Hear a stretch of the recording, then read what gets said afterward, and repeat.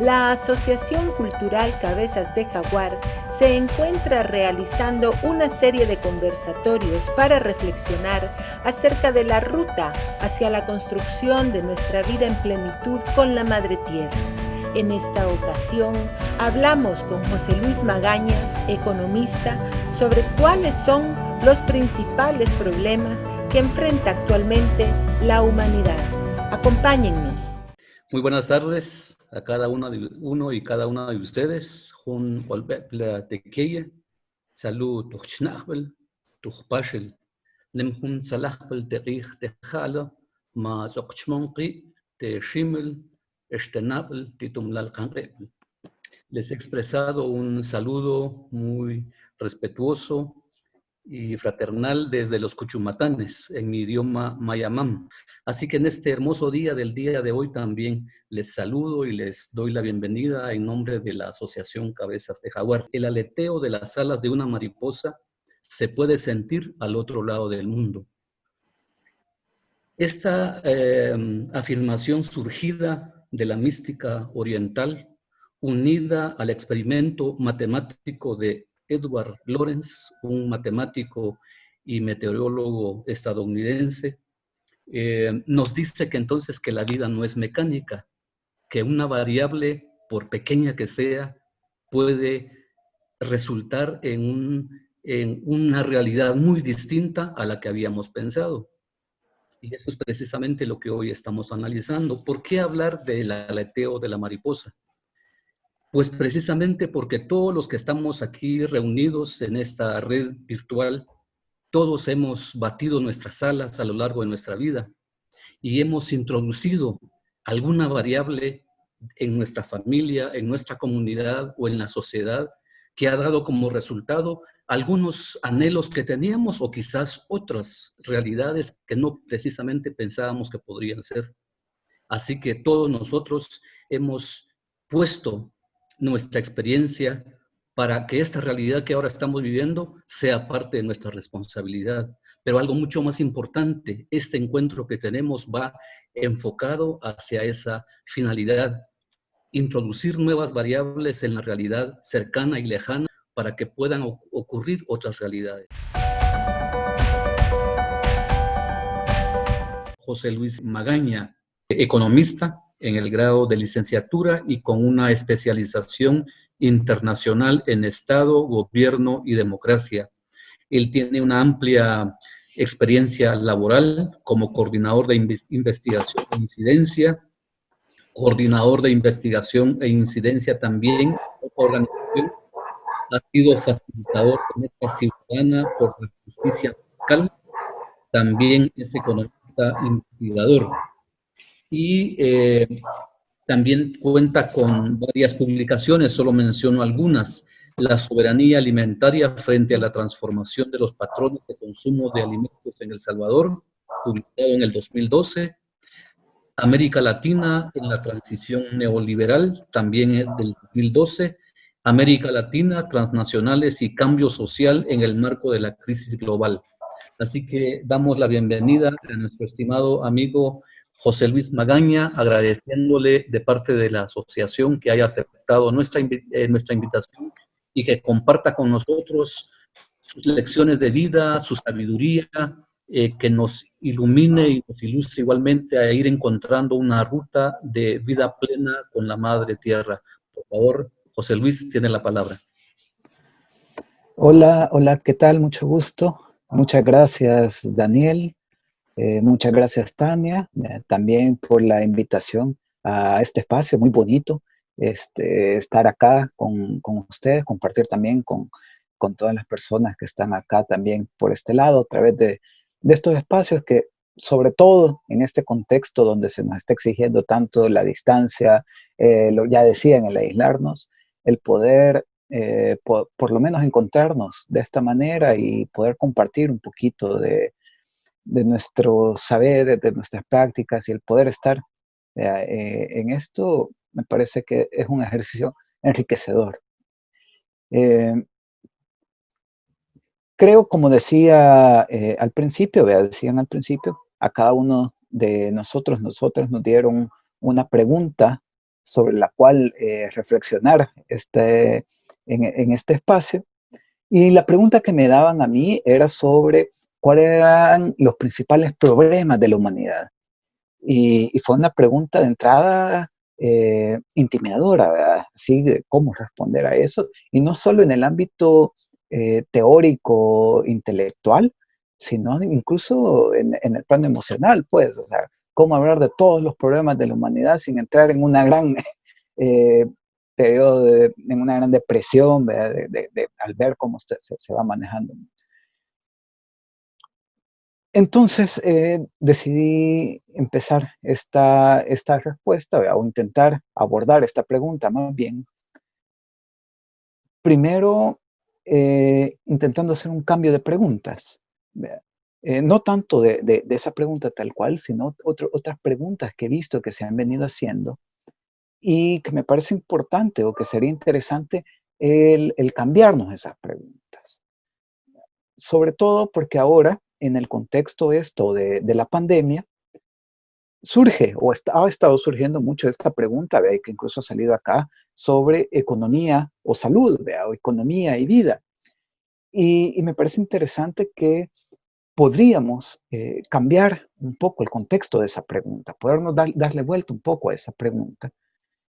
Y en lugar de entender, ¿vea? Como concepciones contrapuestas, economía y vida, ampliar más bien la concepción que tenemos como economía, porque muchas veces cuando hablamos de economía, la restringimos o nuestra idea de economía, lo que se nos ha vendido de economía y que muchas veces lo hemos interiorizado tanto, es que la economía son los mercados, la economía es el dinero, la economía son las grandes empresas transnacionales, la economía son las marcas comerciales, la economía son las empresas mineras que vienen a nuestros territorios a extraer recursos. Eso es, nos dicen que es economía.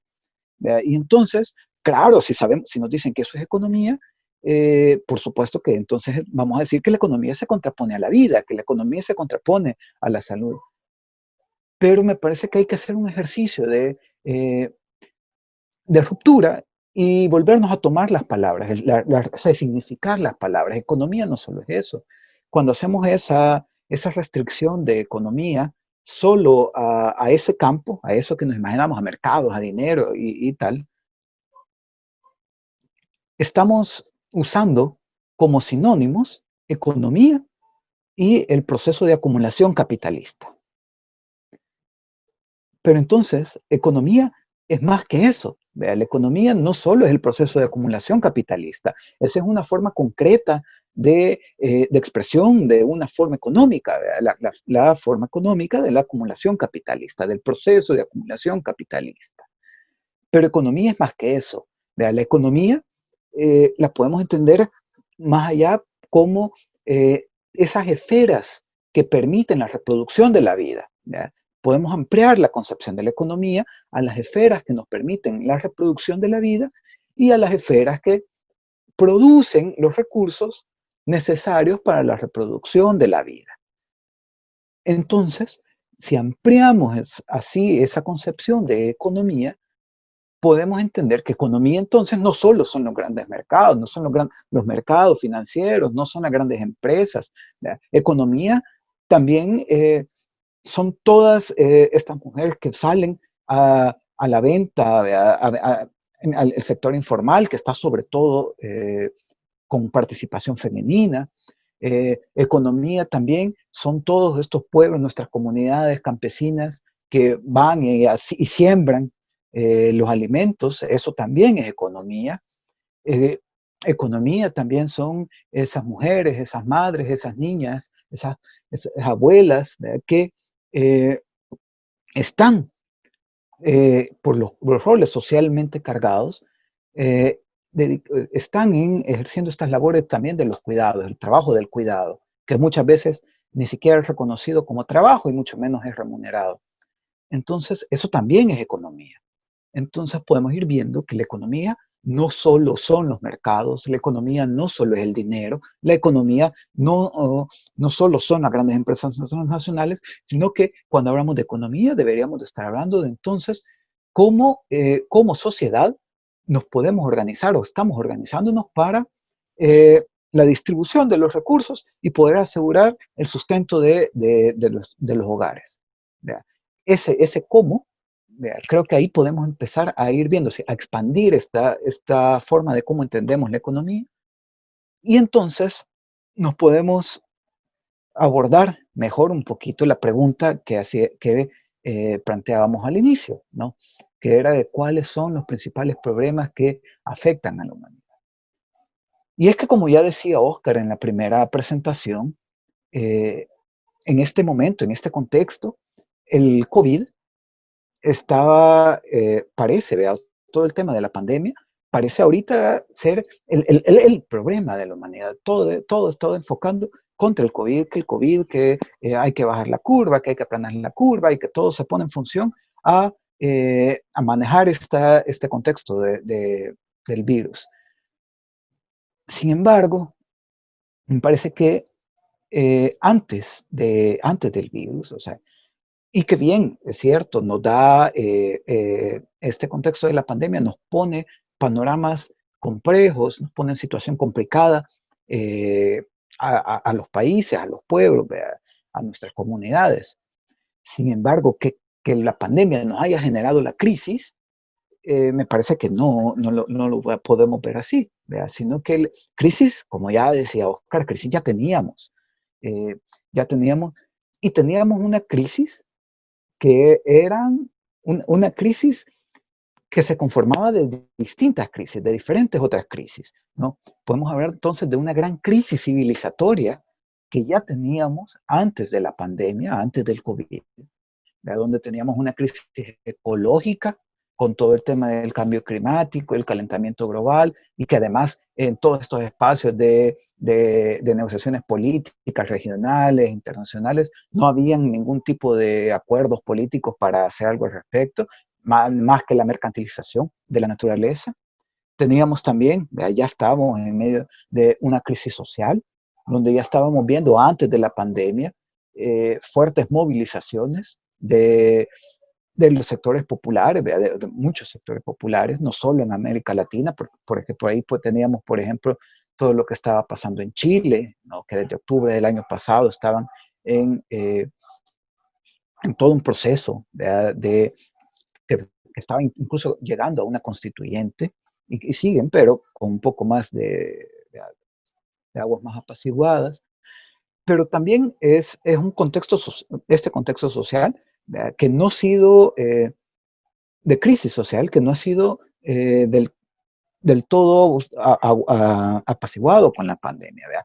Si bien es cierto, se han bajado un poco los ánimos, pero por ejemplo ya estamos viendo otra vez todas las protestas que se están haciendo o que empezaron con la chispa esta del asesinato de George Floyd, ¿verdad? Entonces, vemos otra nueva ola de movilizaciones, que en ese caso en Estados Unidos, pero que luego también se van expandiendo a otros países. Entonces, ya hay un descontento social acumulado, una tensión social acumulada que se viene expresando en todas estas movilizaciones, antes de la pandemia incluso.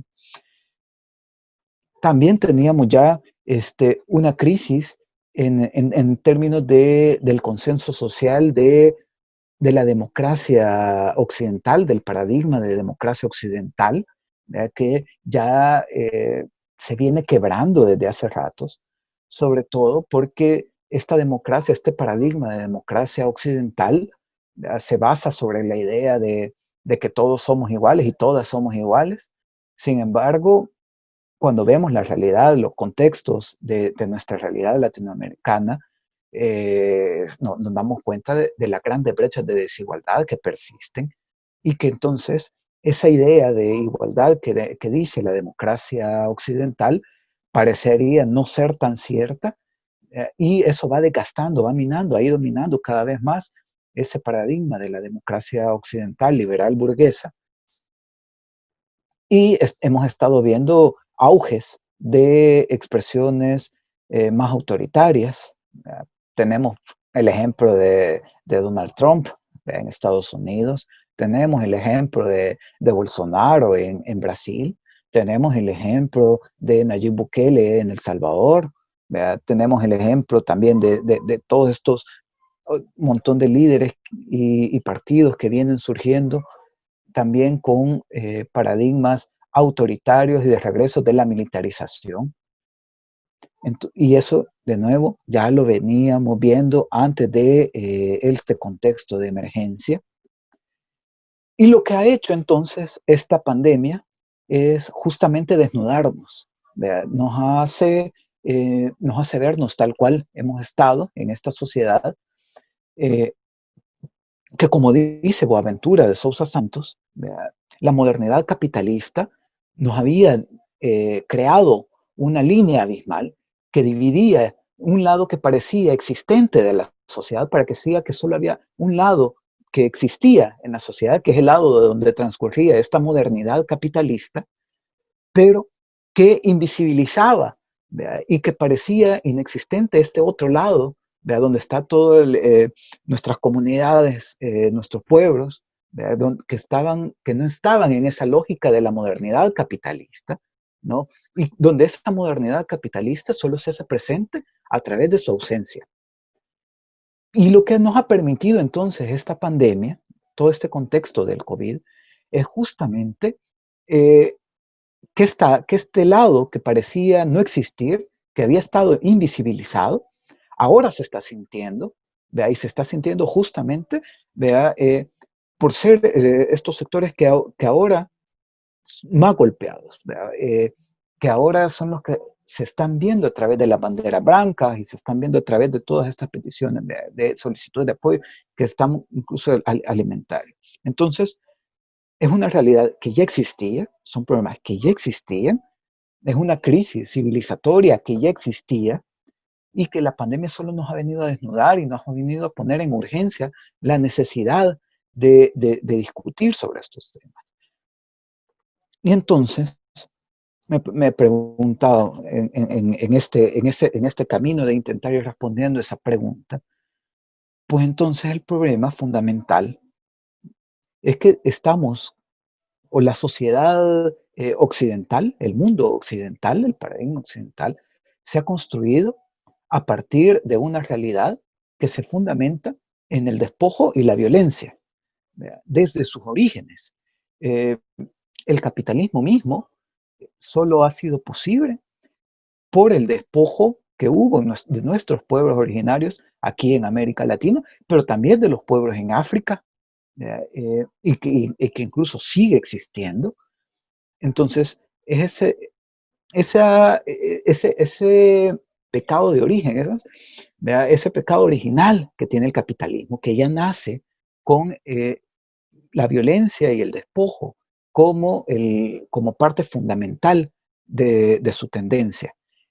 Y entonces lo podemos ver, esa realidad de violencia estructural, violencia sistémica, lo podemos ver entonces expresado en 4 grandes violencias, me parece. ¿Verdad? Por un lado está la violencia capitalista, que es justamente poner en el centro de la organización de la sociedad, poner en el centro de las relaciones sociales la tasa de ganancia del capital y las decisiones que se toman tanto en los estados o incluso en las mismas decisiones que transcurren en el ámbito de la organización civil, también ponen en el centro la tasa de ganancia. Y desde ahí podemos irnos explicando un par de cosas. Si vemos la tendencia de la economía capitalista, creo que siempre hay que ponerle ese mote cuando hablemos de ese apellido, economía capitalista. Después, en la década de los 70, el mundo capitalista entra en una gran crisis donde la tasa de ganancia comienza a caer. La tasa de ganancia venía subiendo, subiendo, subiendo, subiendo desde la Segunda Guerra Mundial, desde el fin de la Segunda Guerra Mundial, la tasa de ganancia en el mundo venía subiendo. Sin embargo, en los 70 hay un quiebre. Y es que en los 70 llega un punto en el que las empresas estaban produciendo tanto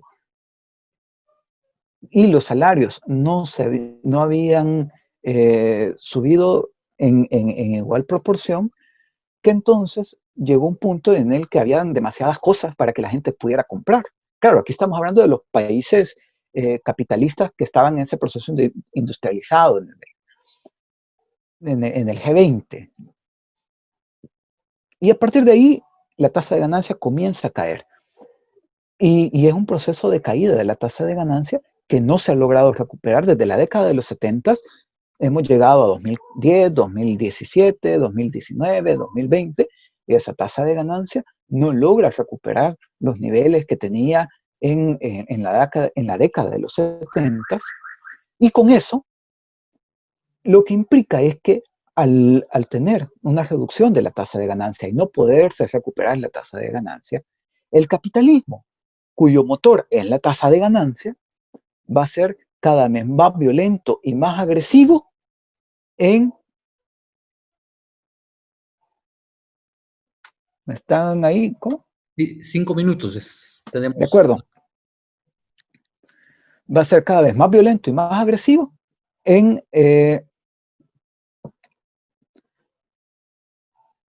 convertir, ¿vea? En intentar sacar tasa de ganancia. ¿Y eso cómo lo hace? Lo hace a partir de las mercancías, de convertir cosas en mercancías. Y crea en mercancías cosas que no son mercancías. Particularmente 4 elementos que genera, ¿vea? Que los convierte en mercancía y no son mercancía. Por un lado, a nosotros, a nosotras, a los seres humanos, nos vuelve una mercancía que solo valemos en la medida que somos funcionales a ese proceso de acumulación capitalista. El segundo elemento es la naturaleza y los territorios, que lo vuelve también mercancías. Y nuevamente, solo son funcionales en la medida que los puedo utilizar para meterlos en el proceso de mercantilización y de apropiación y de acumulación capitalista. El tercer elemento es el conocimiento, que el conocimiento es algo que se genera a través del diálogo, que se genera a través de las experiencias que acumulado venimos haciendo, pero que lo vuelve también el capitalismo una mercancía. Entonces, y nuevamente solo es funcional en la medida que se pone a las órdenes de la acumulación de capital. Y el cuarto es el dinero. Vea que el dinero tampoco por sí mismo no es una mercancía, es una forma de intercambio entre personas, ¿vea? Pero que dentro del capitalismo adquiere un carácter particular, ¿vea? Que lo convierte en un centro. Eso en términos de la violencia capitalista, pero hablaba de 4 violencias que me parece importante, así rápido entonces, viendo el tiempo. Estaba esa violencia capitalista, pero que también tiene su expresión en una violencia patriarcal, ¿verdad? Así como el capitalismo busca apropiarse de las mercancías para ponerlas en función de la tasa de ganancia, pues del mismo modo también estamos en un sistema que busca apropiarse de los cuerpos, particularmente de las mujeres, y ponerlos en función también de este sistema, ¿verdad?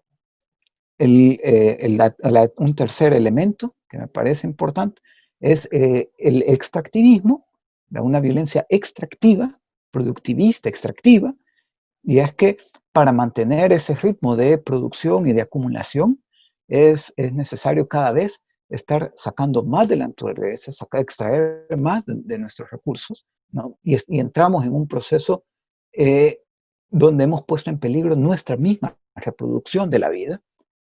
Y la cuarta violencia que, que la podemos ver es la violencia colonialista. Estamos hablando entonces, porque estamos hablando de cómo nuestras ideas, lo que decimos a veces, el sentido común, es un sentido común colonizado que asociamos siempre o que se asocia en el sentido común. Tal vez nosotros y nosotras estamos ya en otros procesos, pero que en el sentido común general se asocia siempre el desarrollo, el crecimiento económico con tener unas grandes ciudades, tener unos grandes edificios, entonces se asocia el desarrollo simplemente al concepto de moderno de capital, de la modernidad capitalista. y se invisibilizan y se callan otras voces con otros paradigmas, con otras cosmovisiones que nos permitirían ir repensando las cosas, ¿no? Entonces, estas, así como para ir redondeando, serían tendremos una violencia, un sistema, una realidad que se fundamenta en la violencia sistémica, que se puede ir expresando en la violencia capitalista, en la violencia patriarcal, en la violencia extractivista y en la violencia colonial. Y entonces, solo me parece, para terminar, que en este contexto hay que aprovechar la pandemia para poner en la discusión ya no si economía o vida, sino más bien poner en la discusión cómo construir una economía para la vida, es decir, una economía que ponga en el centro de la vida y no en el centro a la ganancia o la acumulación capitalista. Y creo que ese es el reto, y un reto que nuestros pueblos, que nuestras comunidades, que nuestros territorios tienen mucho que decir para poder ir aportando en esa discusión.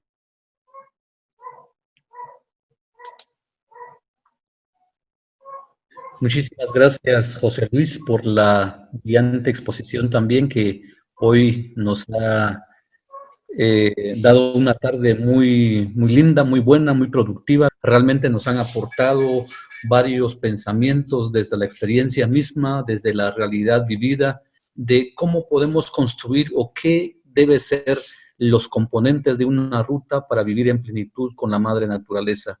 Desde cada expositor nos han entonces planteado varios elementos que ahora podemos ampliar, podemos conversar, podemos comentar o preguntar.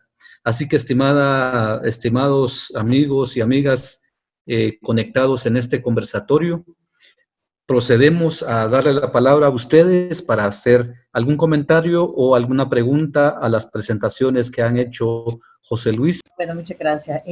Para la exposición del economista, nosotros en el proceso de formación de docentes, revisábamos un poco el tema de economía para no economistas. Entonces, como es un tema que todo el mundo lo plantea así como muy árido y eso, pero cuando nosotros revisamos el currículo nacional, en la básica, hablan de economía y los contenidos están ahí. El problema es que los docentes no conocemos ni microeconomía, mucho menos macroeconomía, que es lo que nos hablan los medios de comunicación para aturdirnos y no entendemos nada. Entonces, en el proceso del diplomado de interculturalidad me nacía la curiosidad, y si lo explicamos desde nuestros ancestros, cómo se trabajaba la economía desde el hogar, ¿verdad? Entonces, ¿cómo lo tendríamos que hacer? Porque muchos conceptos muy elevados para algunos, entonces, ¿cómo lo aterrizamos a lo más sencillo desde el hogar? ¿Cuál es la ruta del dinero? ¿Cómo generar esa cultura del ahorro? Gracias. Yo creo que sí, siempre, bueno, muchas veces cuando hablamos de economía, es justamente eso, ¿verdad? Siempre se plantea, o muchas veces, ¿verdad? Y esto los economistas, las economistas tenemos una gran culpa en eso, de plantearlo solo en términos casi muy fríos, muy técnicos, muy académicos, que nos ponemos, no, que el crecimiento del 2,2% y que el déficit fiscal va a ser del 8,7% y no sé qué. Y entonces a veces eso parece no conectar, ¿vea? Con nuestra cotidianidad, pues, o sea, son discursos que parecerían que no nos afectan. Sin embargo, por eso me parece muy importante, y esto es algo fundamental que yo sí creo que si hay algo, ¿vea? Que si lo demás fue me fui muy por las ramas, pero si hay algo que quisiera que quedara de esta discusión que hemos tenido, es que podemos ampliar la concepción de cómo entendemos la economía, y que la economía no es hablar de empresas, la economía no es hablar de mercados, la economía no es hablar de dinero, ¿verdad? La economía es entender cómo como sociedad nos estamos organizando para que cada hogar pueda tener sustento, Ahí estamos hablando de sus alimentos, y todo, sus necesidades de los hogares. Es eso, ahí es como deberíamos de estar entendiendo la economía. Ese debería ser el punto de partida de la economía. Entender, y eso claro que tiene que ver con un tema de organización social, ¿no? Estamos hablando no solo de los hogares en individual, sino que los hogares en su relación colectiva, más de relación social. ¿Verdad? Y aquí, entonces, la importancia es justamente esa, ¿verdad? Poder ir eh, cambiando la forma de cómo entendemos la economía. ¿Verdad? Que la economía no son entonces hablar del PIB de 27.000 millones o hablar de la deuda de 22.000 millones, sino que la economía es hablar de estas esferas que nos permiten la reproducción de la vida, que están fundamentalmente en los hogares. Yo tengo una pregunta porque cuando usted habló de la economía para la vida, a mí me dio piel de gallina, porque es un tema realmente de gran centralidad a la hora de plantearnos cuáles son las alternativas reales que debemos de construir a este sistema que pone a la ganancia en el centro y que hace girar todo alrededor.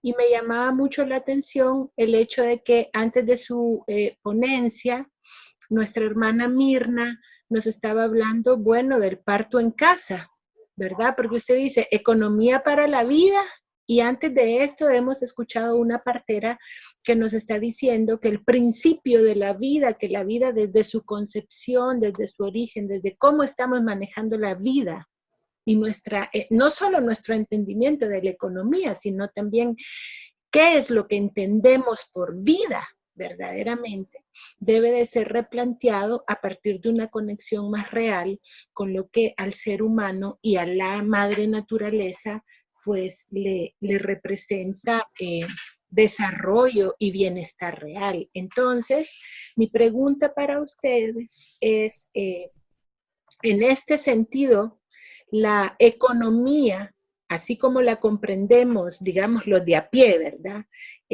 Tiene elementos fundamentales como el mercado, el producto, los medios de producción, el dinero, y son elementos sobre los cuales el sistema financiero, hay una institucionalidad también estatal, pero también monetaria, o como, ¿verdad?, que se ocupa también como estructura de la gestión y la organización de todo ese sistema económico capitalista.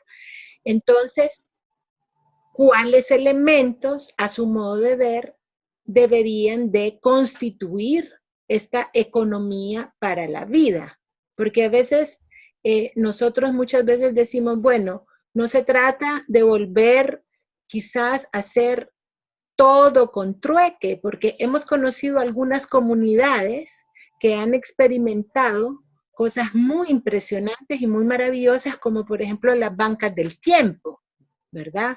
O sistemas de moneda propias que en lo local funcionan más o menos por ciertos periodos, pero aquí también mi pregunta va también en el sentido de decir, ¿cuáles son los elementos que van a constituir o que deben constituir esta visión de la economía para la vida en un mundo que está globalizado y donde es cierto que vamos a partir de lo local, pero también no está cada quien en su cueva, pues desconectado de todo el resto de dinámicas económicas planetarias, ¿verdad? Así que, bueno, espero que tal vez nos pueda alumbrar un poco sobre esto. El concepto volver a casa significa volver a la casa que nos da la vida, es decir, a la naturaleza, que es la primera fuente de vida.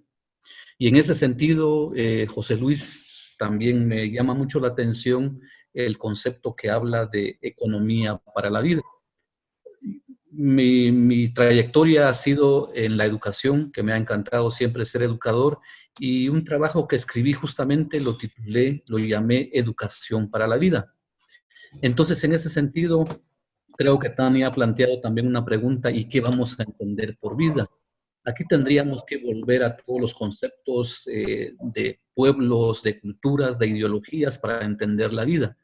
Eh, yo la entiendo desde nuestro concepto filosófico, científico, maya, yo soy maya mam, y lo entiendo desde ahí. Entonces, desde ahí puedo construir un concepto de educación para la vida, de economía para la vida, y que efectivamente, para decir que es vida, tenemos que volver a la fuente de vida. Creo que hay una ruta de reflexión, de conocimiento científico para poder definirlo. Y seguidamente el agradecimiento a José Luis por su ponencia.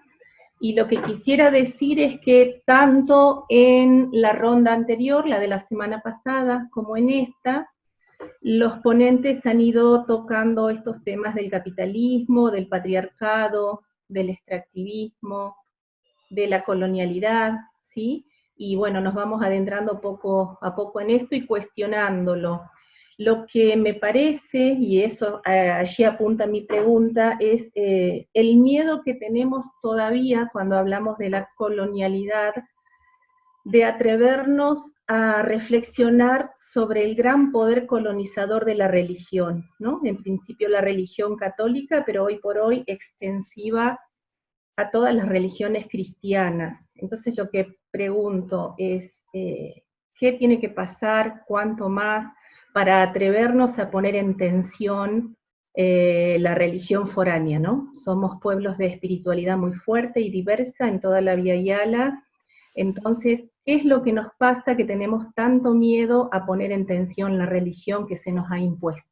Creo que una de las cosas fundamentales cuando hablamos de esto de economía para la vida es justamente eso. O sea, primero, ¿qué vamos a entender por vida? Solo es estar vivo, te puedes respirar, ¿verdad? Una economía que nos deje respirar y ya, ¿verdad? O estamos hablando de algo más, ¿verdad? En unas discusiones que teníamos aquí también con otros compañeros, otras compañeras, decíamos que hablar de vida debería de ser por lo menos hablar de una vida que, que, que, que, que, que busque, que se disfrute ser vivida, ¿verdad? No puede ser una vida de solo estar, ¿verdad? De solo existir, de solo respirar, ¿verdad? Una vida que respiro y ¿para qué? Para, no sé, ¿verdad? O para seguir en una rutina, tal, sino que tiene que ser una vida que nos permita disfrutarla, una vida que sea digna de ser vivida. Entonces, y ahí sí creo que es un punto de partida fundamental, ¿verdad? Y que debe de ser discutido no solo por economistas, debe ser discutido, ¿verdad? Por todos y todas quienes formamos parte de esta gran comunidad, aquí por lo menos de la Yala, ¿verdad? De cómo poder ir entendiendo esto nuevo de vida, cómo poder ir poniendo nuestros conceptos ahí, nuestras categorías, nuestras cosmovisiones en esta forma de cómo entendemos la vida. Creo que eso es el primer paso fundamental, es eso, es hacer un debate serio, hacer una discusión seria de qué entendemos por vida y cómo la vamos a discutir. Para después, entonces sí, bueno, decimos que esto es vida. Entonces, ¿cómo podemos hacer para asegurar que esa vida pueda ser vivida?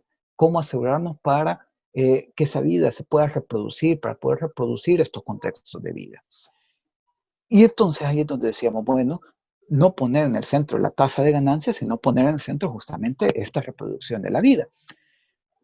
¿Y esto cómo podemos irlo dibujando? ¿Verdad? ¿Cómo se puede ir ya hablando de eso en términos más aterrizados, más de lo concreto? Y es que si por algo se caracteriza el capitalismo, ¿verdad? Es por la centralidad que tiene el capital. Y el capital no es una cosa, el capital no es una máquina, el capital no es un dinero, el capital no es una cosa, el capital es una relación social que tiene que ver con una relación social de poder que existe entre quien tiene los medios de producción en quien tiene esa maquinaria o ese dinero, o eso, que se establece en una relación de poder con quien no las tiene. Y entonces, a partir de esa relación social que está intrínsecamente vinculada con una relación de poder asimétrica, ¿verdad? Y que por tanto, es decir, que hay uno que tiene más poder que otro u otra, y entonces tienen la capacidad de imponer hacia ese otro y otra, y entonces hacer generar una dinámica de opresión. O entonces un aspecto fundamental, esa es la característica fundamental del capitalismo, que hace ponerlo la tasa de ganancia en el centro, pues entonces ahí es un aspecto fundamental que hay que cambiarlo. Si el capital es una relación social que tiene que ver con esa diferencia de poder entre quien tiene y quien no tiene, medios de producción, pues entonces disminuyamos esa diferencia. ¿Cómo la podemos disminuir esa diferencia? Pues a través de la economía colectiva, a través de las iniciativas de producción colectivas, comunitarias, organizativas, en las que quienes están o quienes son parte de las empresas sean también parte propietarios y trabajadoras de las empresas o de las iniciativas productivas o de la organización comunitaria. ¿Verdad? Es decir, ir estrechando, ir borrando esas formas de relación social en lo más micro. Ahí estamos hablando de una iniciativa productiva. ¿Verdad? Y eso, como bien decía Tania, hay que tenerlo en cuenta que está enmarcado en un contexto global, capitalista, ¿verdad? Que va a intentar comer a todas estas iniciativas y que por tanto es necesario que este tipo de iniciativas o este tipo de cosas se vayan juntando, se vayan articulando a través de experiencias, o a partir de estructuras que pueden estar también un poco fuera de estas órbitas convencionales. Ya mencionaba todo lo que hay de bancos del tiempo, por ejemplo, o las monedas alternativas. Creo que esos son unas particulares, ¿verdad? Unas formas particulares muy interesantes, ¿verdad? Porque eso no quiere decir, cuando estamos hablando de esto, no quiere decir que no haya mercado, sino que las características del mercado van a depender de las características de las relaciones sociales iniciales. Y si estas características iniciales son de opresión, pues el mercado también va a ser así, y la distribución de los recursos va a ser así. Pero si logramos disminuir, si se va disminuyendo esas relaciones sociales de opresión, ¿verdad? También se pueden generar otras dinámicas dentro de los mercados. Y por eso nos ayudan mucho estos otros esquemas como los bancos del tiempo, como las monedas alternativas, e incluso un ejemplo así ya concreto que se puede estar viendo, que incluso en Uruguay es un referente en ello, bueno, de hecho, nuestros pueblos originarios también lo tenían también en la base, o lo tienen también en la base. Son, por ejemplo, los modelos de cooperativas de vivienda, de ayuda mutua, donde son todos, se genera un colectivo donde entre todos y todas construyen las casas de todos y todas. ¿Verdad? Y entonces, entre todos y todas se deciden cómo van a ser las casas, en espacios comunes y las relaciones en el barrio, cómo se van a generar esas relaciones de vecindad. Y entonces ahí ya estás quitándole del proceso de mercantilización la vivienda y la estás asumiendo como un proceso de relación social colectiva. ¿Verdad? Y entonces un ejemplo así, en diferentes esferas de la vida, te permitiría ir quitando del centro la tasa de ganancia y colocando en el centro la reproducción de la vida.